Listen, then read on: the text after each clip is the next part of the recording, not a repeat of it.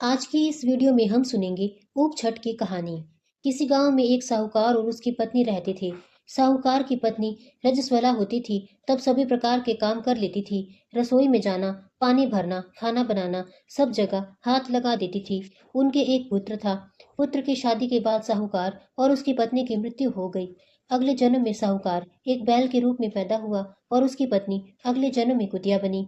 ये दोनों अपने पुत्र के यहाँ ही थे। बैल से खेतों में हल जुताया जाता था और कुतिया घर की रखवाली करती थी। श्राद्ध के दिन पुत्र ने बहुत से पकवान बनाए, खीर भी बन रही थी। अचानक कहीं से एक चील उड़ती हुई आई। चील के मुंह में एक मरा हुआ सांप था। वो सांप चील के मुंह से छूटकर खीर में गिर गया था। कुतिया ने यह सब देख लिया था। उसने सोचा, इस खीर को खाने से कई लोग मर सकते हैं। उसने खीर में मुंह मार दिया ताकि उस खीर को लोग ना खाएं।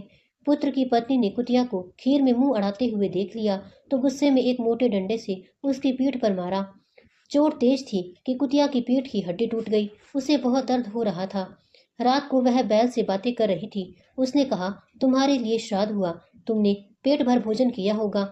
मुझे तो खाना भी नहीं मिला, मार मिली सो अलग।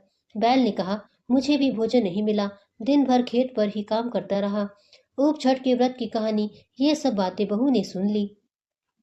उसने अपने पति को बताया। उसने एक पंडित को बुलाकर इस घटना का जिक्र किया। पंडित ने अपनी ज्योतिष विद्या से पता करके बताया कि कुतिया उसकी माँ और बैल उसके पिता हैं।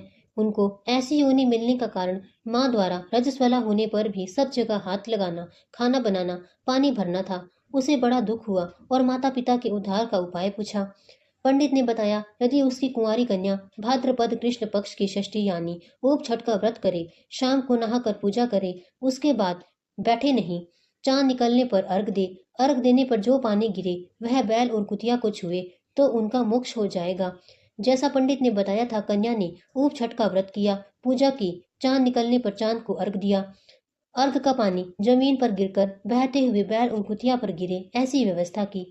पानी उन पर गिरने से दोनों को मोक्ष प्राप्त हुआ और उन्हें इस योनि से छुटकारा मिल गया।